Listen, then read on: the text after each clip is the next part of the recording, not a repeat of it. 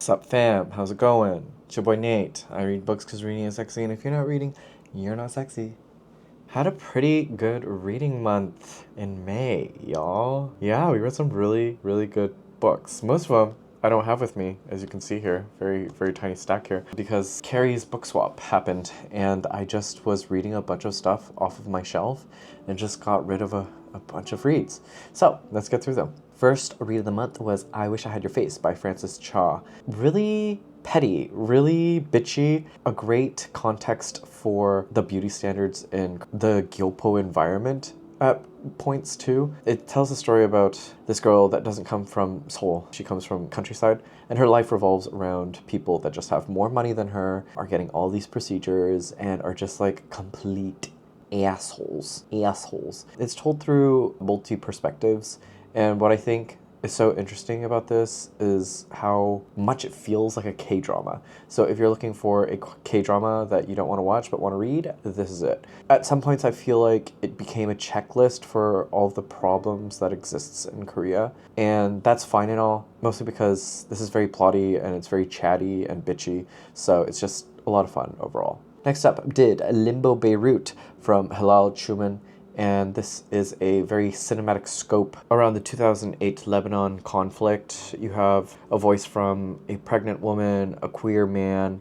Yeah, it's just really interesting as it revolves around this one incident, just told from different perspectives. I thought it was fine. Feels very floaty, very airy. It only means to document a part of history, fictionalized, and to give empathy to everyone around it. I think when we think of like major, terrible conflicts like this, or an emergence of non-faces occur, right? People just become numbers. They lose all their names. And here, I think what is so empathetic about the work is that it lends voices to those unheard. Suppose a Sentence by Brian Dillon. This was so beautiful. I'm gonna say it here. I'm really tired of contemporary literature, mostly because there is no longer a love for literature. Has anyone ever read a New Yorker short story lately? Why is the writing always the same? It's so dull, it's so plain, and it doesn't offer anything. There just isn't any sense of grace anymore. It's so sad. It really is. But Brian Dillon presents 20 or 30 so quotes, some that are his favorite, some dealing with prose, some dealing with syntax, some dealing with complete structure, and you have the likes of Dillon. He mentions in his foreword that he wouldn't include anything from Lydia Davis or Proust, and all in good favor because I think all these other quotes that he supplied from other writers that he loves play with language in a way that just reinvigorated my love for literature again, and how much I still have yet to read and so much left to love. This book made me so excited to jump back into reading and really looking at language very carefully.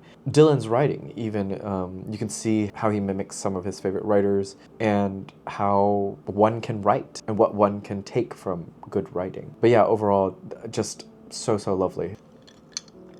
Oh, what? My cup is sweating. Okay. Next up, Green Frog by Gina Chung. It is AAPI month, folks. And this was such a lovely thing to read for the month that has very delicious prose. Rich short stories surrounding the immigrant experience, love for the homeland, terrible relationships with your mother and father, fables, myths rooted into reality. And what Chung does brilliantly is create such an airiness to her work that each short story is just so within itself and so self-contained that it's an experience to go from one story to the next. I really wish I had this when I had my identity crisis as a Vietnamese American when I was taking Asian American studies courses in my undergrad. This just would have hit me so much harder. But I look at all these stories with such a fondness, and they are really quite lovely. Definitely worth your time. We did some manga. I did Blue Giant by Shinichi Ishizuka, volumes 5 and 6. I read the first 4 volumes, I think last year or 2 years ago. And yeah, this one was just sitting on my shelf, and I realized like manga, to have a collection, and especially an extensive collection, takes up way too much space. And I've just been thinking, like, you know, planning out my life. Is Korea long-term for me? As much as I love like the idea of a collection and building a sturdy collection of something, I just can't have that many books. And so, yeah, I just read this to sort of knock it out. Oh, so this is a jazz manga for all my Charlie Parker fans out there. Thelonious Monk. Yeah, I love jazz. Jazz is great. It's so fun to see it in manga form. But anyway, volumes 5 and 6 look at our main lead as he tries to join or create a quartet, a jazz quartet. You have people from different backgrounds just like trying to make it. And again, that strong enthusiasm of like, jazz is my life, my love for jazz. I play it because I feel it. It just like dispels throughout all the pages and the pictures. And it's just, yeah, it's just lovely to see. And yeah, total bromances on page. I just love that. Y'all, bros and jazz in picture form. I'm all for it. I love that stuff. Okay, great. Finally get to talk about a physical book. We got it. Talkative Man by R.K. Narayan. And come on, I really just did this for the cover. Yeah, you have this small town in South India called Malgudi, and you have this stranger that comes in, and he sort of just proclaims all of his beliefs and ideas into the city as sort of this man about town, a man of the world. And through that, some people believe him, some people don't, some people are quick to judge him, and some people fall in love with him. And then a woman shows up claiming to be one of his past wives. Yes, plural. Then the story ends, and that's what's so disappointing about this. And in the afterword, Narayan himself talks about how he really started this as a short story, and then it develops into a novella, but you can totally tell that it's still stuck in the short story form, and it's just one that overstays its welcome. It reminds me a lot of Pasolini's theorem, this idea of the Trojan horse that enters some sort of structure. And for Pasolini, he looked at the familial structure. Through that, how does it disrupt structure? Does structure learn anything? Does structure add? Does structure fall apart, essentially? And yeah, you have this, but it's looking at the Trojan horse entering the city and the people of the city, and how the general public deals with a new edition. So it is essentially like how community forms and voices itself, but overall quite flat. I think it's like, I want to say 2.75 stars, not even 3 stars. It just doesn't do what it needs to do and feels very much incomplete. Yahoo! Teddy Bears Never Die by Yeeun, translated by Sang-ryu. I mostly did this because Yeeun was doing a little book chat with DB Books. Love you, DB Books. Yeah, always the best. Love ya. Super cute. This is probably like the cutest thriller I've ever read. There's just something so plush and cutesy about it, but there's knives and blood, and it's fun. What you have is like this coming of age story of 2 young kids. Their souls are injected into teddy bears that just kill people, and it's a fun revenge story. And there's a cinematic quality to Yeon's writing where you just like, you can visualize it immediately. And I think she's so interesting as a writer, not only because she's like this small Korean woman and she is really cute in person, but to like come up with some of this stuff is just so wild. But if you're looking for like a fast good time, this is fun. Did another one of her books, Shift. This one is out by Huntford Star. Always love them because they produce the most beautiful books. Like, ooh, that's a postcard. Look at this. Oh, so pretty. French flaps. And these blue end pages to complement that pink is so good. Another one of her books, I think this is an earlier one, translated by Yewon Jung. This is essentially a detective thriller story where characters can displace their ailments into other people. There's a Korean expression, and I forget what it was, but she was talking about it on stage. This very Korean idea of like, oh gosh, I wish this person didn't have to go through all of these bad things, and so I wish I could take those burdens from them. And so it's about that, while also being just a fun thriller. What's so interesting about Yeeun as a writer is that she didn't study writing. Most of her studies come from like metalworking, and so there's this very like tangible feeling throughout her work where the violence feels real, and that's, I think, what gives it such a cinematic quality as well. Like, you can visualize everything and all the thrilling and violent moments in here, as well as this book. It just feels so alive on the page, and I think that's what makes her so fascinating as a writer.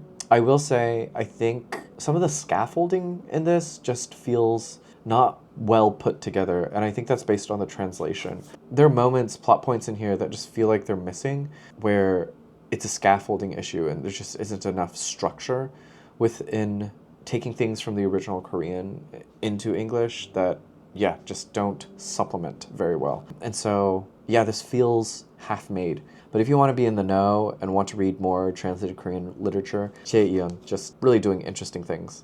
And oof, y'all, ended May on such high notes. I actually just finished one of it. We'll get there. But oh, I can hold this up. Hold on. So I actually found out about this book because it was being translated in Korean for the first time. Being here in Seoul is so fun because you get to see like what is translated and what is not translated, how quick translators are to push out a work. I think news of this came out in March, and yeah, it only took 2 months for this to be translated. Mind you, it's a very slim book. If you look for this book for the first edition, second edition, it's upwards like $150, $200. But it is Devotional Cinema by Nathaniel Dorsky. It was last year that I claimed Masha Tupitsin's picture cycle to be so pinnacle to me in terms of film writing, film reading, and consumption of film. And I see y'all really devoting yourself to cinema, and I love to see it because stories are stories, and whichever form they take, I love a good story. So it's interesting to see some of these booktubers, some of your favorites in their film bro era, and it's just really lovely to see. But yeah, if you're looking for a book to just shape the way you see cinema differently, the way I see it, because everything I believe in cinema is here. Nathaniel Dorsky sees cinema as something completely transcendent. There's just something beautiful about this sliver of a white screen that processes 24 frames per second to give you a story in a way that evokes emotions is such beautiful magic. He has notes on Ozu and even Godard, but how cinema is transportive and transformative in how we involve ourselves in it, how it's a passing through the mirror, then more. I think it becomes something so much more elevated to a very spiritual level, and you can see that in this piece of work that was originally a lecture that he did and transcribed in about 50 pages. But yeah, it is just a beautiful little testament, love letter to film, but also a belief system. Allows you to, I think about film more critically and the workings of film and how, yeah, film is a devotion to life. Just as much as literature is at times. A completely 5-star read for me. And now I have it in this Korean edition, and it was only like $7. So what I'm gonna do is reread this at some point in the Korean. It's gonna be a good time because there's some really difficult language in here, and I just love seeing that sometimes, just like reading beyond my own comprehension to challenge myself. So special that I have this, and so special that, yeah, Korea put this out. Devotional Cinema, Nathaniel Dorsky, who is an experimental filmmaker. Interesting to see that, like, someone who never made a fully fleshed out film just has such a immense love for cinema, and it's here. Okay, last book of May. I just finished it today as we're filming this. And mind you, I do these wrap-ups like literally to the end. Okay, today is May 31st and I'm filming this. What I read is what I read within the 1st to the 30th to 31st. So, ended on the bus today. Lena Dunham's Famesick, another favorite I think for 2026. Like this is so good. My final thoughts are, you have to be a particular kind of person and a particular person from a generation, one that slips from millennial to Gen Z, to really understand Lena, not just as a person, but as someone who feels like that best friend that overshares and you're listening to all their intimacies and maybe you shouldn't have, but you're there and you hear it all. You end up crying because this is your best friend and she's telling you everything and it's so earnest, even though there's a bunch of problems. There's immense privilege scattered throughout this book, but it's delightful, it's funny, it's terrifying. Adam Driver throws a chair at her, her chronic illness, she has no uterus. It's just, there are a bunch of things in here. Immense stress, working on girls, just like she doesn't seem to be sleeping at all. So much sex, there's just so much life in this book, so much earnesty that you can't help but love Lena. for who she is. I think in a vlog 1 or 2 back, I had said that I can only see Lena as a character and not as a person. I still stand by that. I think by the end, she is more than a person, and I think to be more than a person is to be a character, and because I think all characters live free and never die, and that's what's happening in this work. A memoir that is so richly written, like, it's so beautiful. Some of these sentences, some of these lines, you can't deny that she's an incredible writer. It shows here. She's at the top of her game here. She's got great chops, and yeah, it's